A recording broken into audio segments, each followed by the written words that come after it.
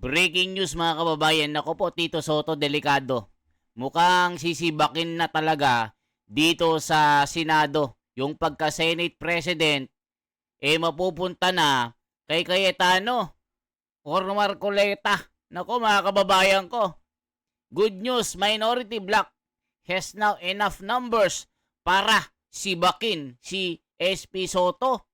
Nako mga kababayan, i-check po natin gaano katotoo ito. Yari, pagkatapos po banatan, mapahiya si Tito Soto sa interview ni Marcoleta dito sa RT Moscow News na international media, talagang umani po ng suporta sa mga milyon-milyon ng mga Pilipino regarding dito sa SC ruling na impeachment ni Sara Duterte na nabasura, na nag-iiyakan ng mga tangalista, bobolista, at mga pinklista, at mga tagasunod ni Palominista.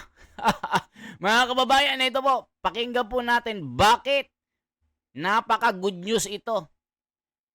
Talagang masisibak na ba talaga si Tito Soto? Ito po, panoorin natin. Magandang araw mga kaibigan. Bigyan natin ng reaction opinion itong post ni Rob Ramsey. Sabi niya na fact check si Palsis ni CG Hero. Palsis, ito yung abogadong pro BBM. Ito naman si CG Hero, anchor or host ng PGMN. Magaling ito na anchor. Okay, ito. Unahin natin yung post ni Jesus Palsis. Tungkol ito sa galawan sa Senado, yung kudita. Lumalabas talaga na merong galawan. May agawan ng miyembro, minority and majority. Ito kay Palsis muna. Sabi niya, Tweety Bird says that Alan Peter Cayetano and Jaime Marcos tried to convince Senator Loren Legarda to run for Senate President because of what the admin is doing to her son, Congressman Leandro Libeste. But they failed. Ayaw ni Loren sa DDS, minority black. So kung tignan natin itong post ni Jesus Palsis, failure ang mga minority black DDS dahil ayaw ni Loren Legarda sa kanila. But ito naman ang post ni CG Hero. To me, malayong mas magaling itong CG Hero kontra kay Jesus Palsis. Sabi ni CG Hero, wrong. Sabi niya kay Palsis fake news yan. Wrong. It was Loren who approached the minority and sought their support, not the other way around. Wow! Stop peddling a fake narrative to make Senators Jaime, Alan, and the rest of the minority look power-hungry. In fact, this mob already had the numbers. Wow! Sana totoo. Kung had the numbers, ibig sabihin, 13, meron na. The only issue is that some members of the minority do not agree with the person being floated to replace the Senate President. Which means, at least 5 members of the majority are prepared to switch sides if the right replacement is chosen. Wow! Nako, mga kababayan, delikado. Mukhang yari na si Tito Soto dito. Soto offer made to Legarda to replace Senate President. Nako, mga kababayan, alok na palitan si Senate President. Alaka, mga kababayan, inaalok na pala ni Soto itong si Loren Legarda. Ay, panoorin natin. Ito po. Kinumpirma ni Senate President Tito Soto na may nag-alok kay Senadora Loren Legarda na palitan siya sa pwesto. Balita mula sa Senado, hatid ni Radio Patrol Jom Garner. Jom! Tony, ayon kay Senate President Vicente Soto III, kinumbinse na minorya ng Senado si Senador Loren Legarda na pataliksikin siya bilang leader ng mataas na kapulungan. Sa ambush interview bago ang plenary session ngayon, sinabi ng leader ng Senado na may nag-alok kay Legarda mula sa minorya pero hindi niya pinangalanan ito. Siniguro Okay, tayo mga kababayan. Ang gusto pong ipalit kay Tito Soto, si Loren Legarda. Dapat ang ipalit nyo abogado. Hindi naman abogado yan eh. Ipalit nyo si Cayetano. Ano ba yan? Tuloy pa natin ito. Dapat ang iluklok nyo si Cayetano or si Pia Cayetano. Hindi si Loren Legarda. Anong alam niyan? Dapat nakakaintindi ng batas ng mga legalities. Ganon dapat. naman aniya sa kanya ni Legarda na buo pa rin ang suporta niya sa kanyang liderato at nananatiling solid ang mayorya. Nitong weekend, kumalat ang social media post na magkakaroon ng pagpapalit ng liderato ng Senado na pamumunuan ng isang babaeng senador na kauna-unahan kung sakali. Una nang sinabi ni Senate Minority Leader Alan Peter Cayetano na hindi pa mangyayari ngayon ang pagpapalit ng liderato ng Senado dahil wala pang sapat na bilang ang minorya para patalsikin sa pwesto si Soto. Ayan mga kababayan, yan po ang sabi. Pero dito, talagang meron na po, may kapalit na po itong si Soto kung sakali. Ito po. If the right replacement is chosen. Wow! Ang galing! Anyway, post lang ito ha. Pag-usapan lang natin. To me, mas naniniwala ako kay CJ Hero kasi ang galing niyang magpaliwanag, ang galing niyang mag-research. Manood kayo sa Peanut Gallery Media Network. Dahil sa galing nitong si CJ Hero, kinasuhan na siya ng libel eh. Kalimutan ko kung sino yung politiko na sinampan siyang kaso. But saludo ako sa PGMN, lalo na itong mga host nila na nagre-research. Katotohanan lang talaga ang kanila. So, confirm. Kagabi may nabasa kong post ni Senator Alan Peter Cayetano na totoo nga, gumagalaw sila, kailang ongoing pa, sabi niya, ongoing. So, kung totoo itong sinabi ni CG Hero na it was Loren Legarda who approached the minority bloc. Kasi nakikita ko talagang kung ako ang inahan or amahan ni Congressman Libeste, gagalaw din ako niya. Yung anak niya, makita man natin na for the good of the country lang ang kanyang hangarin. Tapos, ganyan pa. Iniipit. Ay, lintik lang, walang ganti. O, kita nyo mga kababayan ko. Mukhang babaliktad na si Loren Legarda. Naku po, yari na mga kababayan ko. Palitan na si Juan Bol. School bukol. Naku po, sabi ni Charisto Paz. Dapat palitan nila ang president nila. Nakakahiya na talaga ang mga sinasabi niya. Ipinapahiya niya ang buong Senado dahil sa pagkabulakbol nito. Nako po mga kababayan. For me, which of the Alan Cayetano or Senator Marcoleta dapat? Yan sinasabi ko. Dapat lang palitan na ang pamunuan ng school bukol, dibilakbol. Pansitan lang ang kinakainan. Grabe si Totoy, PM. Sana matuloy na ang pagpapalit ni Juan Bol at sana maipatuloy ang pagtulong sa mga mahihirap mga kababayan natin. Yung sweldo niya kada buwan, hindi pa natin nakakalimutan. Yung pangako niya, nasahod niya, anyari. Sabi ni Marcelino Borbon, hopefully, matuloy na mapalitan si Soto, one-sided siya. Grabe si Milda Reyes. Magandang araw po, General. Salamat and the Wonder Philippines. Napaka-pogi niyong dalawa. Apo ko! Dapat lang talagang patalsikin si Juan Bol bilang Senate President. Hindi niya pinoprotektahan ng Senado. Ang mga senador sa halip na mas concerned siya sa mga congressman sa mababang kapulungan. Ang kailangan ng Senado ay yung SP na ipaglalaban sila mula sa atake ng gobyernong angag-angag na ito. Nako po. Sabi ni Albinarse,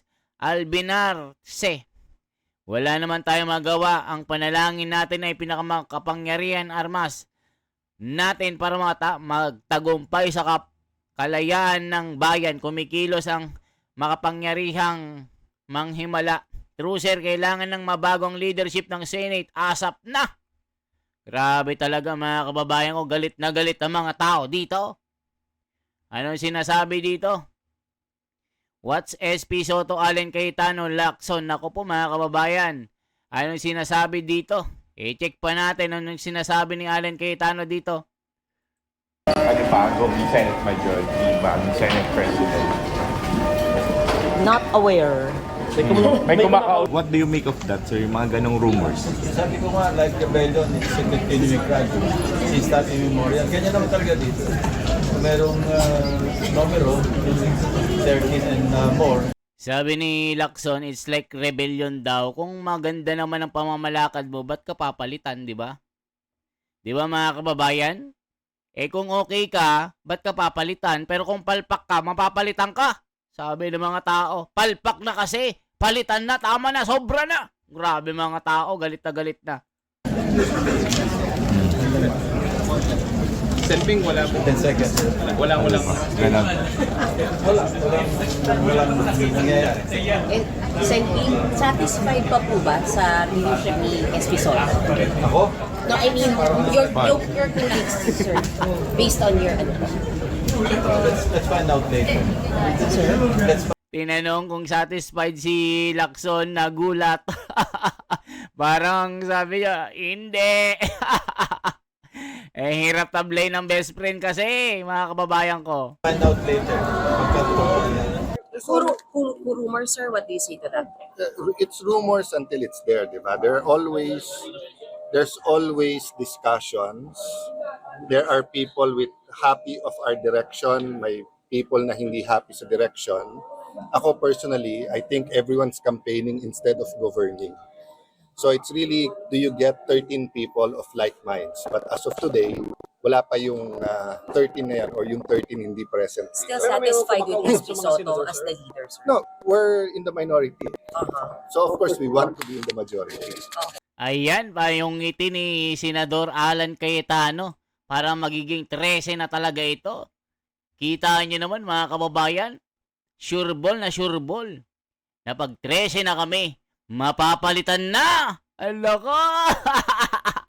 Diyos ko Lord, good news na good news ito mga kababayan. Ang ganda ng ngiti ni Allen Cayetano dito. Gustong lumundag, may mapapalitan na. Nako po, yari na. Diba? That was never a secret. Diba? Sila, they were in the minority, they got the majority. But when they got there, everyone was happy giving them a try. They have their victories, they have their faults. But yun nga, kung ako tatanungin mo, parang there's a national campaign going on. It's issues that are not gut issues, no? It's the direction that's important So to us sa ongoing minority. ang pag-uusap Maraming para discussions. para mapalitan yung leadership, sir? All kinds of pag-uusap. Paano baguhin yung direction, kamusta yung leadership, makakatrese ba? That's never been a secret. But no 13 yet. No 13 yet. Physically, wala. Ayan, wala pa daw yung 13 pero meron na, ramdam na, mga kababayan, ramdam na ni Pia Cayetano at ni Allen Cayetano dito. Nako, si Soto malungkot na. May satisfaction ba so far sa leadership ngayon po? I don't think so. Pa? I don't think so. Teka lang, sir. I don't think so. Walang ganon. Wala akong naririnig na dissatisfaction. Ako. And kung tatanungin mo ako, ano bang iniisip ko na maaaring hindi natutuwa ang ilan sa mga kasama, baka dahil mahigpit ako. Ayan, sabi ni Tito Soto, ang nakikita niyang dahilan daw na baka makudita siya, mga kababayan, ay pagiging mahigpit kung ang pag-uusapan ay yung budget po o insertion. Ito ang sinasabi niya mga kababayan ko.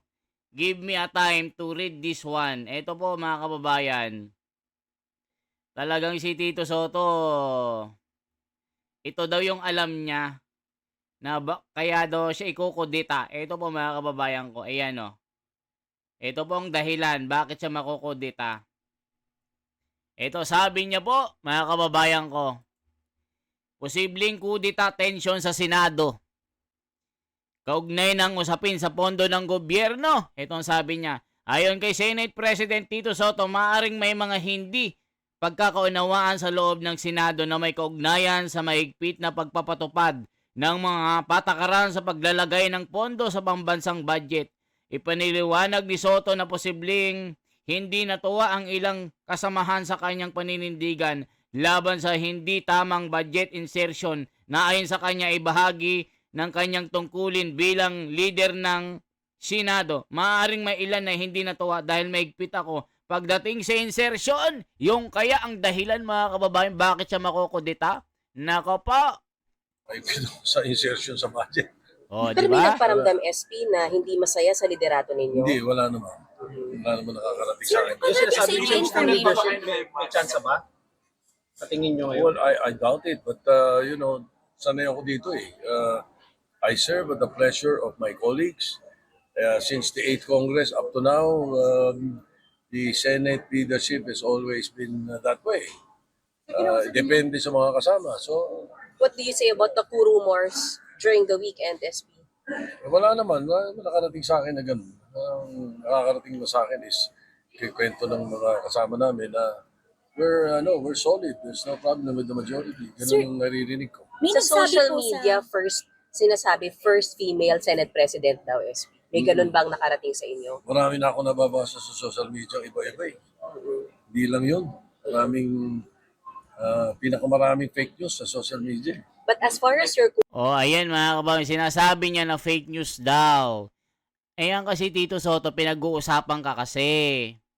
Kasi nga, yung banat mo din sa Supreme Court, yan po ang nakikita ng ilan na gusto mong baguhin ang sistema, yung constitution, yung saligang batas. Hindi mo sinusunod yung desisyon ng Korte Suprema. Hindi mo maintindihan, kaya nga sabi ni Panelo. Anong sabi ni Panelo dito mga kababayan? Sumabog po si Attorney Panelo dito. Mukhang ang ibig sabihin ni Soto ay ignorance overreach. Hindi ka abogado, huwag kang mangingialam sa mga issue para sa mga abogado. Binabalandra mo yung kakulangan mo sa batas. Kaya ang termino ay ignorance overreach. Move on ka na, Tito Soto. Ayan ang sabi ni Panelo. Nako po mga kababayan ko. colleagues are concerned, you think they're solid behind USP? Yeah, I think so. That's how I was informed by most of them. Kausap naman namin. We have a chat group. We talk to each other every now and then. We discuss some issues and some Senate matters most of the time. So nagtanungan ba kayo sa chat group ninyo na kasama pa ba tayo or what? Meron parang loyalty check. Wala naman. I didn't think it was necessary sapagkat yung sila mismo nagtatanong sa akin din na ano ba itong meron pang nakapost na mga litrato, ganyan. Mga litrato kami, hindi mo kami kasama dyan. Mga ganun. So, di na namin. Yung pagpapalit ng chairman, Just took it with a grain of salt. Ingay lang po yun sa social media. Siguro, most probably. At baka merong nagbigay sa social media ng maring info at pinatulan. Pero sir, walang kumausap po sa kanila, dun sa mga nakausap niyong majority senators. Mabuti pa sila tanungin ko. committee, Dahil walang sir, kumausap yung sa akin. pagpapalit sa committee chairmanship, meron bang ano yan? Sir, wag naman ganyan. Sir, wag naman ganyan. Sir, ikaw nanunulak, sir. Alam naman namin gagawin eh. Sir, yung committee chairmanship po na pagpapalit, wala po ba yung parang, alam niyo na sir, Posible yun. posibleng ano eh. Posible yun. Posible medyo merong hindi natutuwa sa pagpapalit ng chairmanship. Yung foreign relations, are we talking about that? Posible yan, yes. Ayan, ang kanyang dahilan, yung foreign relationship daw. Kaya daw matatanggal siya, yun yung nakikita niya sa foreign relationship. Banggitin mo yung sa Korte Suprema, Tito Soto. Hindi natutuwa ang mga abogado sa'yo, pati Korte Suprema, binakbakan ka na. Nako po mga kababayan. Nako po, nako. Yan ang sinasabi natin dito. Ano bang sinasabi nila, mga kababayan ko? 'Di ba? Yan ang kayo bang matanong mga kababayan, gusto nyo pa bang manatili si Tito Soto? Meron pa ba itong credibility na panghawakan, pamunuan ang liderato ng Senado? Hindi ba ito na dudungisan dahil sa kanyang mga sinasabi na hindi dapat sundin ang Korte Suprema, kailangan ng palitan ang sistema, walang disenteng desisyon ng Korte Suprema? Ngayon, binabanatan siya ng mga abogado ngayon, mga kababayan. Pati si Panelo, galit na, mga kababayan ko. Nako po. O, tingnan nyo po itong si Panelo po, mga kababayan. Ito po. Ito si Panelo. Ayan, tignan nyo po anong sinasabi ni Panelo dito. Ayan po si Panelo, mga kababayan ko. Hindi po tayo nag-fake news dito. Si Panelo bumanat na po. Ayan o. Pati si Panelo bumabanat na dito. Mukhang ang ibig sabihin ni Soto ay ignorance overreach. Hindi ka abogado. Huwag kang mangingialam sa mga issue para sa mga abogado. Binabalandra mo yung kakulangan mo sa batas. Kaya ang termino ay ignorance overreach. Move on ka na. Wah! Parang ganun mga kababayan ko. So ano masasabi nyo dito? Okay? Mapapalitan na ba talaga ang One Bull University? The end is near? Mapapachat na ba ito sa mula Senado hanggang Hulo Apari? Mga kababayan ko, this is The Wonders Philippines. I-share, i-like, i-subscribe. At i-komento kung saan po kayo nagko-comment, saan kayo nanonood. Okay po? Salamat po sa inyong suporta. Mabuhay po.